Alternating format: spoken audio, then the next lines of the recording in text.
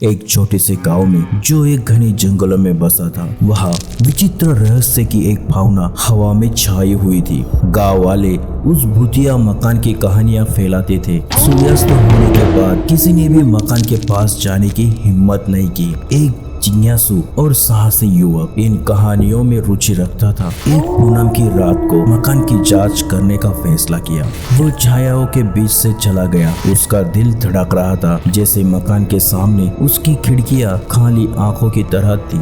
जैसे ही वो अंदर कदम रखा, एक अद्भुत रहस्यमय माहौल, एक एहसास हुआ और शांति से भरी हुई थी। उसके सावधानी पूर्वक कमरे से कमरे तक कदम बढ़ते हुए वो सतर्कता से मुड़ता रहा। सोमवार चेहरों के चित्र दीवारों पर लटके थे, जैसे उनके हर कदम की जांच कर रहे हो। राज ने एक धुंधले प्रकार से जगमगाते कमरे में प्रवेश किया, जहां उसने पुराने जनरल का संग्रह खोजा। एक ही आवरण की धूल मिटाते हुए उसने एक का पता लगाया। प्रविष्टियां उस परिवार के जीवन की थी जो किसी समय मकान में रहता था। जब वह पढ़ता था तो उसने एक दुखद कहानी का पता लगाया, एक प्रतिशोध प्रेम, विश्वासघात और एक श्राप की कहानी जो परिवार पर आ चुका था। राज को अंदाजा नहीं था कि उसकी मौजूदगी ने उसे बिल्कुल सुस्त हालत में छोड़ दिया था, जो सालों से सो रहा था। ठंडी हवा कमरे में बह गई, मोमबत्तियों को बुझाते हुए और उसे अंधेरे में डालते हुए। वो महसूस करता है कि वह अकेला नहीं है। बिल्कुल चुप्पी के साथ बोर्ड फ्लोर्स की आवाज उसके कदमों की गूंज करती है, जैसे वो हर कमरे से गुजर रहा हो। घबराहट उसके दिल को पकड़ लेती है, जैसे कि उसको पता चल जाए कि वो अकेला नहीं है। एक अजीब आवाज उसके सिर में गूंज रही होती है, केवल सच्चे प्रेम के बलिदान से ही श्राप टूट सकता है। डर की उस लंबी रात में राज की सोच मीरा,